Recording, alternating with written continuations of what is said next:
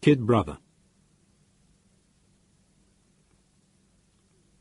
It was a great shock to me when our application for a second child was refused. We had really expected to get the licence. I'm a respectable citizen, pillar of the community, all that kind of stuff. I was a little old, maybe. Josie, my wife, may have been past her best childbearing years. So what?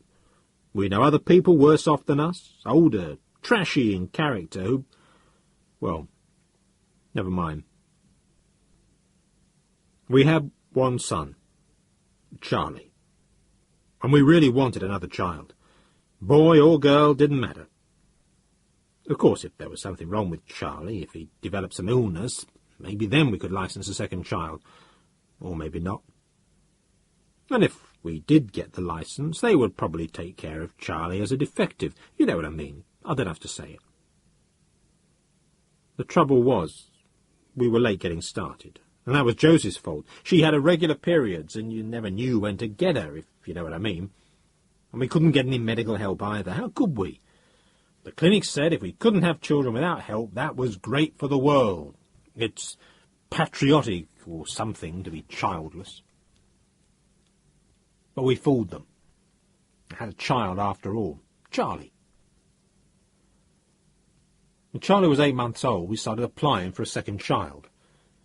We wanted them pretty close in age. Was that so much to ask? Even if we were getting a little old for it. What kind of world do we live in anyway? No matter how much the population drops, they say it has to drop further, and if life gets easier and people live longer, it has to drop still further. They won't be satisfied until they wipe out humanity altogether. Well, look, I'll tell this just the way I want to. If you want the story, officer, you'll have to take it my way. What can you do to me? I really don't much care if I live or die. Would you, in my position? Look, it's no use arguing. I'll tell it my way, or I'll shut up and you can do your worst. Do you understand? Well then, all right. As it turned out, we didn't have to worry about Charlie being sickly or anything like that. He grew like a bear. One of those other animals that used to hang around in the woods and places like that in the old days. He came of good stock, you could see that. So why shouldn't we have another child? That's what I want to know. Intelligent? Oh, you bet. Strong. Knew what he wanted. Ideal boy. When I think of it, I could... Oh, well. You should have seen him with the other kids as he was growing up. Natural leader. Always had his way. Always had the other kids in the neighbourhood doing what he wanted. He knew what he wanted, and what he wanted was always right. That was the thing. Josie didn't like it, though. She said he was spoiled. In fact, she said I spoiled him. I don't know what she was talking about. I was the making of him. He was 2 years ahead of his age in strength and in brains. I could see that. And if the other children got out of line, sometimes he would have to show them who was boss. Josie thought he was getting to be a bully. She said he had no friends. All the children were afraid of him. So what? A leader doesn't want friends. He wants people to respect him, and if they get out of line, they better fear him. Charlie was coming along all right. Sure, the other children stayed away mostly. That was their parents' fault, and they're just a bunch of milksops. Once they get one child and know they won't have any more, they start hovering over him or her like they were the family jewels, and rare jewels too. You smother them if you do that. They become useless, worthless. And there was this guy, Stevenson, down the road. He had 2 girls, both pitiful things, giggling, empty-headed. How did he come to get 2, I ask you? He knew somebody, maybe. A little money passed from hand to hand.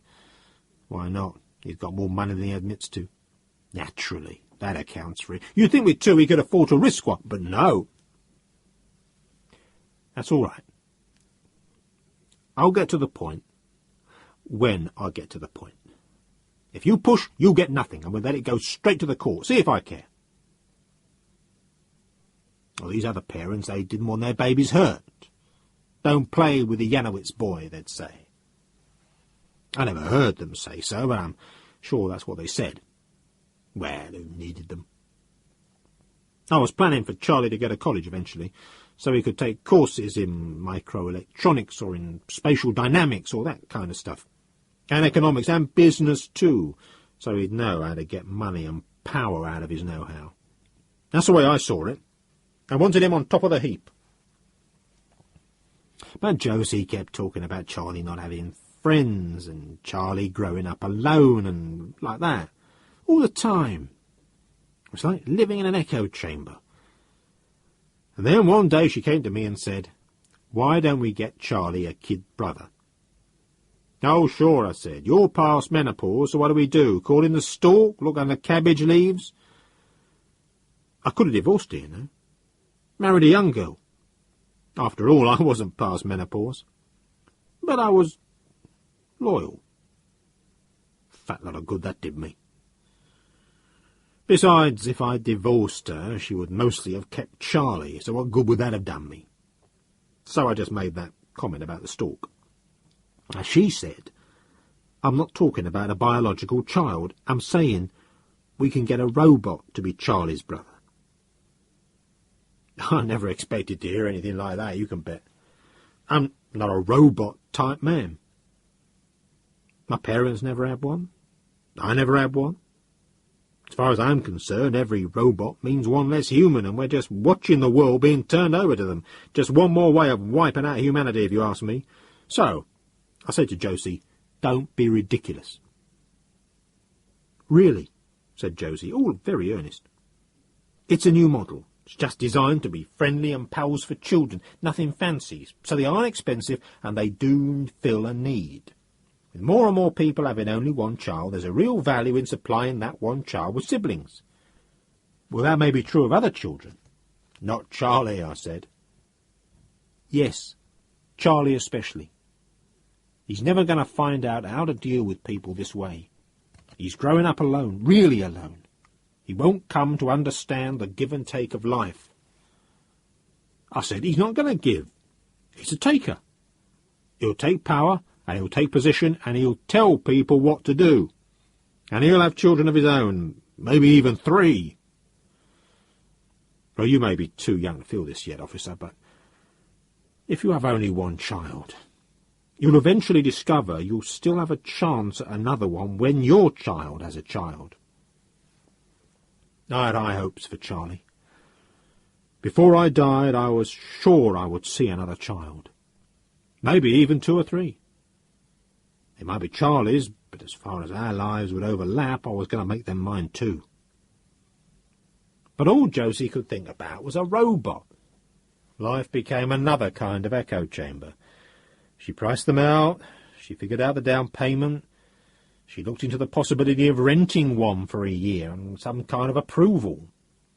She was willing to use her own nest egg that her folks had left to pay for it and things like that.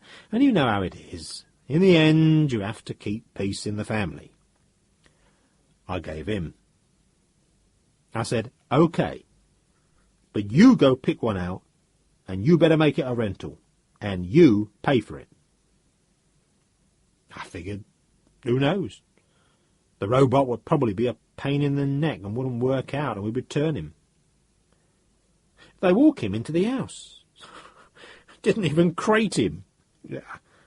I should say it, but Josie insisted on saying he and him, so he would seem more like a kid brother to Charlie, and I got into the habit.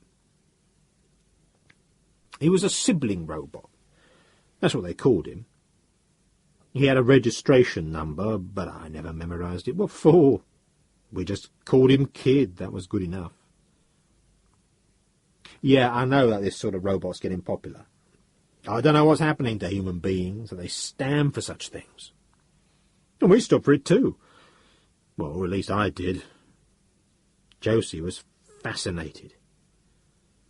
The one we got was a pretty good one, I have to admit. He looked almost human. He smiled a lot. He had a nice voice. He looked maybe 15. A small size 15, which wasn't too bad because Charlie was a large size 10. Kid was a little taller than Charlie. and of course heavier. You know, there were titanium bones or whatever inside him, and a nuclear unit guaranteed for 10 years before replacement, and that's pretty heavy. He had a good vocabulary too, and he was very polite. Josie was just delighted. She said, "I can use him in the house. He can help me out." I said, "No, you don't. You got him for Charlie, and that means he's Charlie's. Don't you go taking him away." I was thinking if Josie got him and made him into a slavey, she'd never let go of him. Charlie, on the other hand, might not like him, or might get tired after a little while, and then we could get rid of him. Charlie fooled me, though. He liked Kid fine. But, you know, it made sense after a while. Kid was designed to be a kid brother, so he was just right for Charlie. He let Charlie take the lead like an older brother should. He had those 3 laws. Well, I can't quote them, but you know what they are. There was no way he could hurt Charlie, and he had to do whatever Charlie said, so after a while I began to think it was a good deal. I mean, when they played games, Charlie always won. He was supposed to. And the kid never got mad. He couldn't. He was made to lose. And sometimes Charlie kicked the kid around, the way children do, you know. Child gets mad about something, takes it out on some other child. Children always do that. Naturally, that gets the parents of the other child mad, and I have to tell Charlie now and then not to do that, and that sort of cramps him, squeezes him in. He can't express himself. Well, he could with the kid. And why not? You can't hurt the kid. He's made out of plastic and metal and who knows what else. For all he looks nearly like a human being, he wasn't alive. He couldn't feel pain.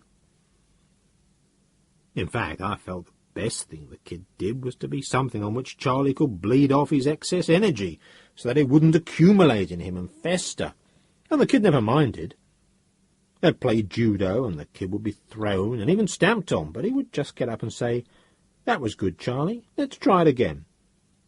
Listen, you could throw him off the top of a building and he wouldn't be hurt. He was always polite to us. He called me Dad, called Josie Mum. He asked after our health. He would help Josie out of her chair when she wanted to stand up, that sort of stuff. He was designed that way. He had to act affectionate. It was all automatic. He was programmed for it. It didn't mean a thing. But Josie liked him. Listen, I've always been busy, hard working. I have this plant I have to help run. Interlocking machinery to oversee. One thing goes wrong, the whole shebang ties itself up. I've no time to bring flowers and go mucking around, pulling her out of chairs or something. We've been married nearly 20 years, and, well, how long does that sort of thing keep up anyway? And Charlie, well, he stood up to his mother the way any decent boy should, and I figured the kid helped there. When Charlie made himself boss over the kid one minute, he wasn't going to run around saying, "Mummy, mummy," the next minute. He was not a mummy's boy. And he didn't let Josie run him, and I was proud of him for that. He was going to be a man. Of course, he listened to what I said to him. A boy's got to listen to his father. So maybe it was good that the kid was designed to be a sort of mummy's boy. Gave Josie the feeling that there was one of those nerds about the house, and it bothered her less that Charlie always thought for himself. Of course, you could always count on Josie to do her best to spoil it. She was forever worrying about her pet nerd being hurt. She was always coming out with, "Now, Charlie, why don't you be nicer to your kid brother?" It was ridiculous. I could never get it through her head that the kid wasn't hurt, that he was designed to be a loser, that it was all good for Charlie. Of course, Charlie never listened to her. He played with the kid the way he wanted to. Do you mind if I rest a little? I don't really like talking about all this. Just let me rest a while. Okay, I'm better now. I can go on. After the year was up, I felt that it was enough. We could return the kid to US robots. After all, it served his purpose. But Josie was against that. Dead set against that. I said, but we'd have to buy him outright now, and she said she would pay the down payment, so I went along with her. One of the things she said was that we couldn't take away Charlie's brother. Charlie would be lonely. And I did think, well, maybe she's right. I'll tell you, it's deadly when you start thinking your wife might be right. It leads you into nothing but trouble. Charlie did ease up on the kid a little as he grew older. He got to be just as tall as the kid for one thing, so maybe he didn't think he had to knock him around so much.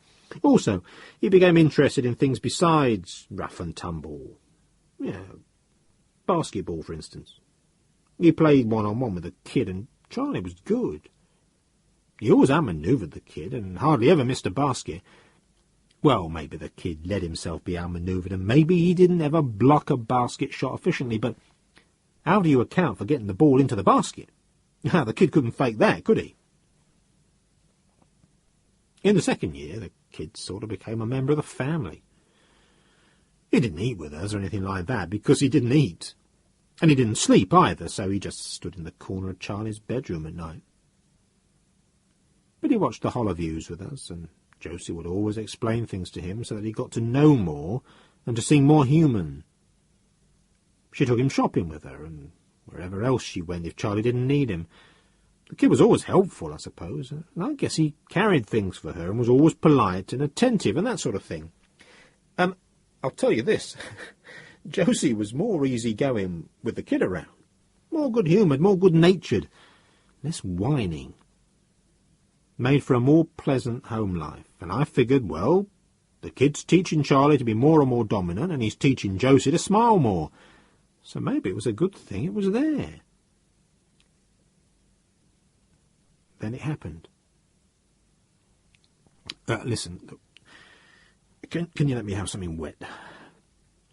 Yeah, with alcohol. Yeah, just a little. Oh, come on, what are you worrying about the rules for?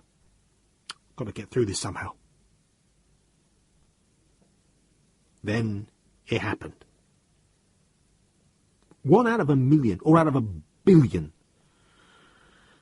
Microfusion units aren't supposed to give trouble. You can read about it anywhere. They're all fail-safe, no matter what. Except mine wasn't. I don't know why. Nobody knows why. At the start, no one even knew it was the microfusion. They've told me since that it was, and that I qualify for full restoration of the house and furniture. Fat lot of good that'll do me. Look, you're treating me as though I were a homicidal maniac, but why me? Why aren't you getting after the microfusion people for murder? Find out who made that unit, or who ballsed up on installing it. Don't you people know what real crimes are? There's this thing, this microfusion. It doesn't explode, it doesn't make a noise. It just gets hotter and hotter, and after a while the house is on fire. How come people can get away with Yeah, all right, I'll get on with it. I was away that day. That one day, in a whole year, I was away. I run everything from my home, or from wherever I am with my family. I don't have to go anywhere. The computers do it all. It's not like your job, officer. But the big boss wanted to see me in person. There's no sense to it. Everything could have been done closed circuit. He has some sort of idea, though, that he wants to check all his section heads every once in a while in person. Seems to think that you can't really judge a person unless you can see him in 3 dimensions and smell him and feel him. It's just superstition left over from the Dark Age, which I wish would come back before computers and robots, and when you could have all the children you wanted. Well, that was the day when the microfusion went. I got the word right away. You always get the word. wherever you are, even on the moon or in a space settlement, bad news gets to you in seconds. Good news you might miss out on, but bad news, never. I was rushing back while the house was still burning. When I got there, the house was a total wreck. But Josie was out on the lawn, looking a complete mess, but alive. She'd been out on the lawn when it happened, they told me. When she saw the house become all in flame and Charlie was inside, she rushed in at once, and I could see she must have brought him out, because there he was, lying to one side with people bending over him. It looked bad. I couldn't see him. I didn't dare go over there to see him. I had to find out from Josie first. I could hardly speak. How bad is he? I asked Josie. And I didn't recognise my own voice. I think my mind was beginning to go. She was saying, I couldn't save them both. I couldn't save them both. Why should you want to save them both, I thought. I said, stop worrying about the kid. He's just a device. There's insurance and compassion money, and we can buy another kid. I think I tried to say all that, but I don't know if I managed it. Maybe I just made hoarse choking sounds, I don't know. I don't know if she heard me, or if she even knew I was there. She just kept whispering. I had to make a choice, over and over. So I had to go where Charlie was lying, and I cleared my throat and I managed to say, How's my boy? How badly is he hurt? And one of them said, Maybe we can fix him up. Then he looked up at me and said, Your boy? I saw the kid lying there, with one arm distorted and out of action. He was smiling as if nothing had happened, and he was saying, Hello, Dad. Mum pulled me out of the fire. Where's Charlie? Josie had made her choice, and she'd saved the kid. I don't know what happened after that. I remember nothing. You people say I killed her. Now, you couldn't pull me off before I strangled her. Maybe, I don't know. I don't remember.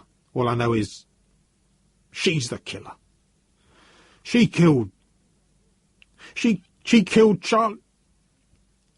She killed my boy, and she saved a piece of titanium.